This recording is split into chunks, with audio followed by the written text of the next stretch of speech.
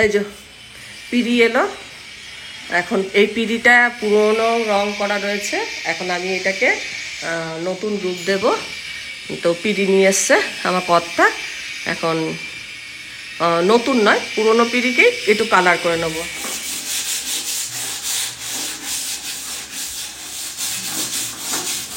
কেনাকাটা থেকে শুরু করে এই পিঁড়ি রং করব, সব কিছুতেই নিয়ে আছেন শর্ট।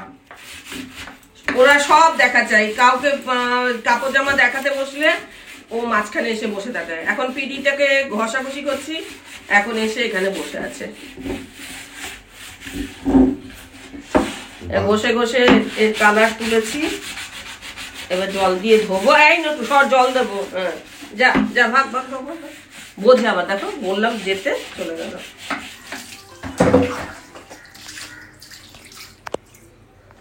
পুরোনো রংটাকে ঘষাঘষি করে তুলে দিয়ে তারপর পিঁড়িটাকে খুব ভালো করে ধুয়ে এবার রং করার পালা। অ্যাক্রিলিক লাল কালার আমি পিঁড়ির মধ্যে দিয়ে দিয়েছি, আর হাতের সাহায্যে যেমন লেপে দেয় সেরকম ভাবে লেপে দিচ্ছি। ব্রাশ দিয়েও করা যেতে পারতো, কিন্তু আমার মনে হলো হাত দিয়ে এটা খুব সহজ হয়েছে। এরকম আমি 2 বার থেকে 3 বার রং করেছি।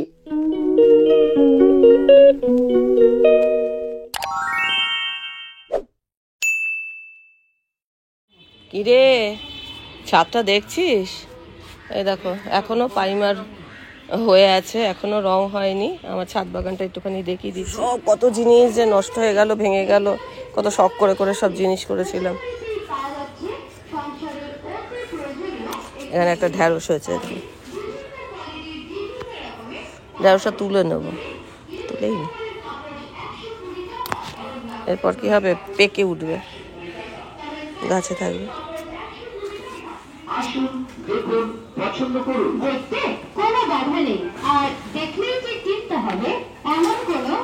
একজন ঘুরে ঘুরে বেড়াচ্ছে, ওখানে মিস্ত্রিরা চা খাচ্ছে।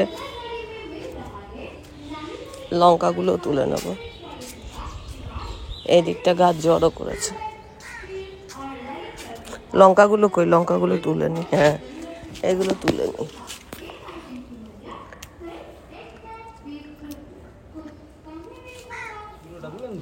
হ্যাঁ হ্যাঁ পুরোটা সুন্দর করে ভিডিও করবে। সে তো পরে করব, সব ঘাসে ভর্তি হয়ে গেছে।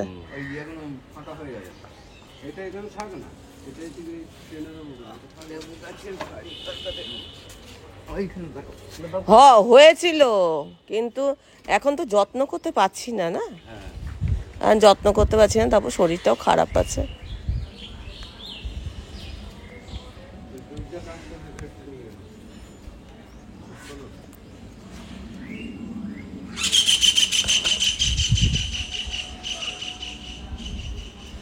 মেঘ করে আছে,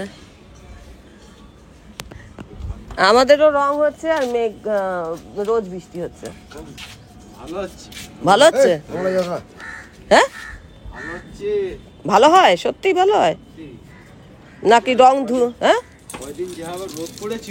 ও আপনাদের সুবিধা হচ্ছে, সুবিধা কি অবস্থা খারাপ হয়ে গেছিল রোদ্দুরে। সেটা বলছি না, বাড়ির যে রংটার ক্ষতি হচ্ছে কি? না না, রঙের ক্ষতি হবে কেন, তা আরো ভালো হচ্ছে। ভালো কেন, কি ভালো হচ্ছে? জল ফল যে সব ফব যে করবে সেগুলো কিছুই করছে না, কি জানি না, ভালো হচ্ছে কি মন্দ হচ্ছে তা জানি না। না না ভালো হচ্ছে, খারাপ কি হচ্ছে হোক না, এবার বৃষ্টি যত ইচ্ছে তত হোক, কোনো অসুবিধা নেই, বুঝলেন? হ্যাঁ যত ইচ্ছে বৃষ্টি হোক, কোনো অসুবিধা নেই। আমাদের নটু এখানে বসে আছে। আরে বাবালে, নতুন নামতে শুনি কি সুন্দর, ওরে বাপলে বাপ, কি যেন একটা করবে, কি যেন একটা চাই, কি যেন খেলনাটা কোথায় গেল, খেলনাটা কোথায় গেল, সত্যি কথা খেলনাতে নিয়ে আসতে হবে, খেলনাটা উলে বাবালে উলে বাবা। ও নিজেই আওয়াজ দেবে, ও আনন্দ হলেই ওই সবাইকে খেলনা দেখাবে। এই যে আমার সোনা বাচ্চা, খেলনাটা আনতে বললাম, খেলনাটা নিয়ে আয়।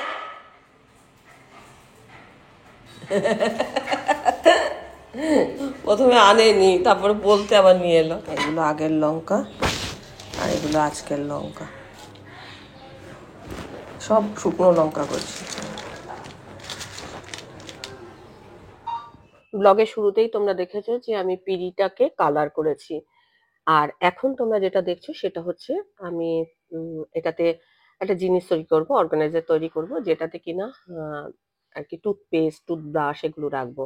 তো এরকম কতগুলো অর্গানাইজার আমার কেনা ছিল, মানে ধরো মেলায় গেছিলাম, মেলাতে 2-3 বছর আগে 4টে কিনেছিলাম, 2টো ব্যবহার করেছি, 2টো তোলা ছিল।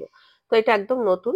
এটাকে আমি ভাবছি যে আমাদের যে নতুন ঘরে বাথরুমটা হয়েছে না, সেই বাথরুমে এটা মধ্যে পেস্ট, তারপরে ব্রাশ এগুলো রাখবো। তো এর জন্য আমি কি করছি দেখো, একটা জুটের দড়ি, ওগুলো একদম সমান সমান করে কাটা আছে, 4টে টুকরো নিয়েছি। তো এগুলো দেখো ফুটো ফুটো করা আছে, তো ফুটোগুলোর মধ্যে দিয়ে আমি জুটের দড়িটা ভরলাম, আর একটা গিট দিয়ে নেবো, তারপরে দুটো দড়িকে একসঙ্গে করে আমি করবো হচ্ছে চেন সেলাই। মানে যেটা কি বলতো, ওই যে ক্রুশে করে না, সেই ক্রুশে চেন সেলাই করব। তো 4 ধার দিয়ে 4টে উঠবে। তো যখন এটাকে ঝোলাবো, কোনো জিনিস পড়ে যাওয়ারও সম্ভাবনা থাকবে না, আর কিছু হবে না। তো এই অর্গানাইজারটা আমি নতুন বাথরুমে রাখবো, সেই জন্য আর কি করছি।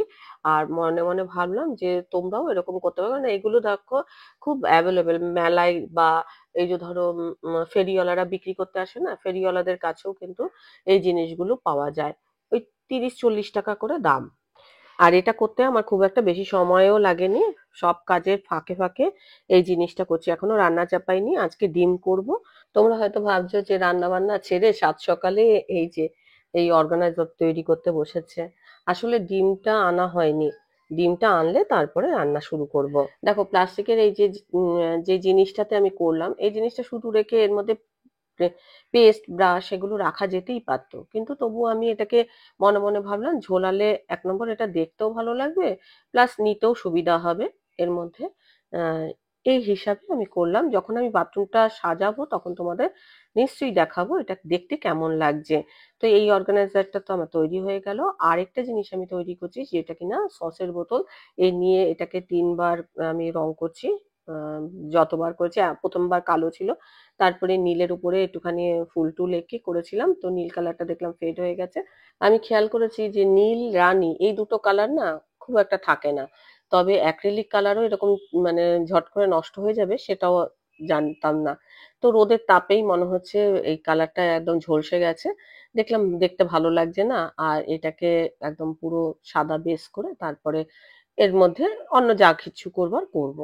তো এই কাজ দুটো করলাম। আর কি বলতো, একবার রংটা দেওয়ার পরে একটু শুকোতে তো টাইম লাগে, ততক্ষণে তো আরো অন্যান্য অনেক কাজ করা যায়। তো এটা আমি ওই ডিমটা আসেনি বলে করলাম। আর ব্রেকফাস্ট আমার কর্তা পুজো টুজো দিয়ে এলে তারপর তো একসঙ্গে ব্রেকফাস্ট করবো, সেই জন্য সেই ফাঁকে এই কাজটুকু সেরে রাখলাম, পরে যখন হোক এটাকে কালার করে নেব।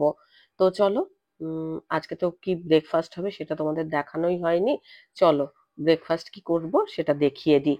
দেখো ব্রেকফাস্টে আছে দুধ চা, আর চিড়ে ভাজা, বাদাম, পেঁয়াজ কুচি। এই একদম সিম্পল ব্রেকফাস্ট। সকাল থেকে দুবার এসছে, ডাকাডাকি করছে, ওইদিকে আয় ওইদিকে আয়, বিস্কুট দেবো, এখনো রান্না হয়নি, আয়। হ্যাঁ ঠিক আছে, ওই পাশে আয়, আমি বিস্কুট দেবো। ঠিক আছে, ঠিক আছে, আয় না ওই দিকটায় আয়, আয় এদিকে আয়, এনে এই যে এইদিকে আয়, আয় আয় আয় নে। এ দেখো বাজার থেকে ডিম এসছে, ডিম আর আলু সেদ্ধ হয়ে গেছে, এখন ডিম আলুটা আমি ছাড়িয়ে নেব। তো আমি একটু পরে একটা জায়গায় যাব, মনে বড় ব্যথা, আর শরীরেও কষ্ট, শরীরেও ব্যথা, কোমর থেকে পা পর্যন্ত খুব যন্ত্রণা, হাঁটতে পারছি না। তার ফাঁকে ফাঁকে ব্লগ করছি একটু একটু করে, বেশি কাজ করতে পারছি না। আর মনের কষ্টটা আর কি করে দেখাবো, শরীরের কষ্টটা নয় তবুও একটু মানুষকে বোঝানো যায়, মনের কষ্ট কিন্তু বোঝানো যায় না। আজ হয়তো জীবন থেকে অনেক কিছুই হারিয়ে যাবে, কিন্তু কি আর করার, সবকিছু তো ধরে বেঁধে রাখা যায় না। আর যা থাকার নয় তা তুমি হাজার চেষ্টা করলেও তোমার কাছে থাকবে না। নমস্কার বন্ধুরা, এখন এই তো দেখো ডিমটা ছাড়ানো হয়ে গেছে, আলু ছাড়ানো হয়ে গেছে, ডিমের ঝোল করব, ভাতটা নামিয়ে রাখলাম। আর একটু বেরোবো, নিজের স্বার্থে বেরোবো না, পরের স্বার্থে বেরোবো। আমি আমার বোন দুজনে, পায়ে প্রচণ্ড পেন, মানে হাঁটাচলা করতে পারছি না। ডিমটা যতটা সম্ভব করে নিই, আর এক তরকারি ভাতই করব। আজকে তো 20 তারিখ, আর 20 তারিখ আজকে। আর কালকে আমার কর্তার জন্মদিন, তাই ভাবছি কি করে আমি মানে সব সামাল দেবো। একটু কিছু না হোক একটু মাছ ভাত আর একটু পায়েস তো করে দিতেই হবে। সেটা কি করে করব তাই শুয়ে শুয়ে চিন্তা করছিলাম। তো জানি না কতটা কি পারবো কালকে, তা জানি না। একদিক দিয়ে ঘরের কাজ হচ্ছে, মিস্ত্রিরা রং করছে, মানে ঘরের জিনিসপত্র উল্টো পাল্টা সব মানে এমন হয়ে আছে না, দেখাতেও তো পারছি না। তার উপরে কালকে একটুখানি গুছিয়েছিলাম সমস্ত, মানে এক জায়গায় জিনিস আরেক জায়গায় নিয়ে কিছুটা গুছিয়েছিলাম। তো কালকে আমার ধরো লাঞ্চ করতে 4টে বেজে গেছিলো, আর তাও কমপ্লিট তো হয়নি, এখন বেশ কদিন সপ্তাহখানেক লাগবে। তার মধ্যে আমার একটু রেস্ট নেওয়া দরকার আছে, তার কারণ যদি আমি রেস্ট না দিই, আমি তাই ভাবছি আজকে যদি আমার ছেলের বিয়ের ডেটটা হতো তাহলে আমি হয়তো বিছানা থেকেই উঠতে পারতাম না, এরকম কন্ডিশন আমার।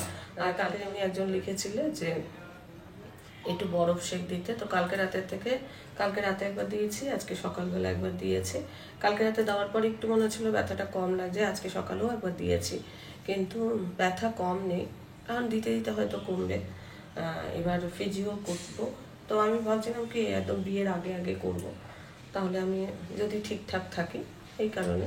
তো আবার বেশি মানে যদি জিনিসটা অনেকটা গাড়িয়ে যায় তাহলে আবার সেটাও হয়তো কাজে দেবে না, সেই জন্য ধরো ফিজিওটা করব।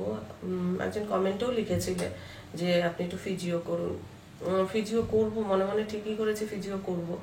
ওষুধ চলতে সবই হচ্ছে, কিন্তু যেহেতু কাজটা প্রচুর, মানে এতটা কাজ, একটা বাড়ির হলে মানে বুঝতেই পারছো কত কাজ থাকে, সেই কাজগুলো আছে। তারপরে ঘর দোর গোছাগুছি পরিষ্কার সবই তো আছে। লোক দিয়ে যতটাই করাই না কেন নিজে হাত না লাগালে না হয় না। আর আমার কর্তাও অনেকটা সাপোর্টিভ, সে করছে, কিন্তু করলে কি হবে, তারও শরীর খারাপ, তারও কোমরে ব্যথা, আমার হয়তো একটু বেশি, ওর একটু কম, তারও ব্যথা।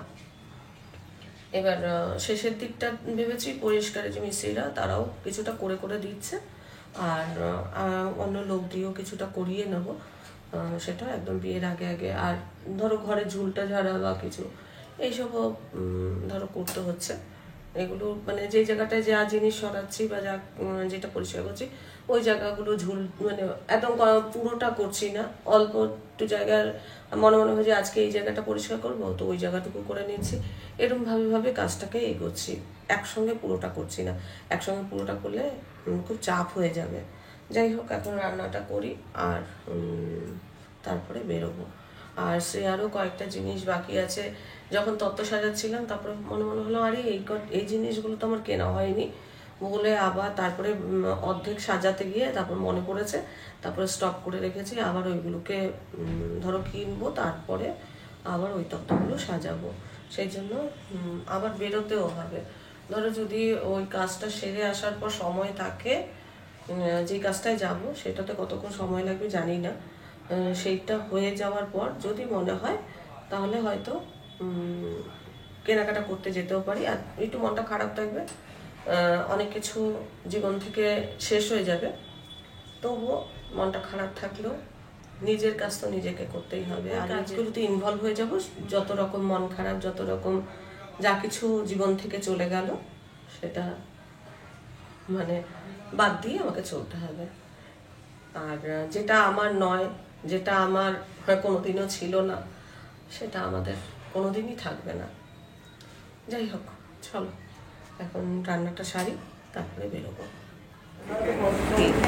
আমার কাছ থেকে কটা সর্ষে করতে হয় জানি না। 2:10 এখন এই বাড়িতে ফিরলাম, আর রান্নাবান্না অর্ধেক করে গেছিলাম। আমার কথা মানে এসব ঝোলটা চাপিয়েছিলাম, কিন্তু কাজটা পুরো সারতে পারিনি। এখন মানে জেলে দিল, আর কথা বলতেও কষ্ট হচ্ছে, ভালো লাগছে না। যাই হোক, তো চলো এখন একটু নিজেকে ধাতস্থ করে নিই, তারপরে আবার কথা বলবো। আজকে আকাশে প্রচুর মেঘ করে আছে, একটু পরেই বৃষ্টি নামবে, ঝড় বৃষ্টি নামবে। বর্ষা মনে হচ্ছে যেন তাড়াতাড়ি চলে এলো, না নাকি এটা কাল বৈশাখী? বর্ষার বৃষ্টি হচ্ছে না কাল বৈশাখীর বৃষ্টি হচ্ছে, নাকি নিম্নচাপ কি হচ্ছে বলো তো? এখানে এই টবগুলো সব পরিষ্কার করেছে, আমি কিছুই করিনি, সবই ও করেছে।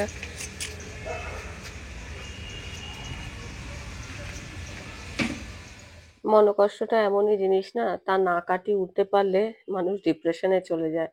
তো নিজেকে সেই জায়গাটায় যাতে না যেতে হয়, আমি বিভিন্ন কাজে নিজেকে ইনভলভ করে নিচ্ছি।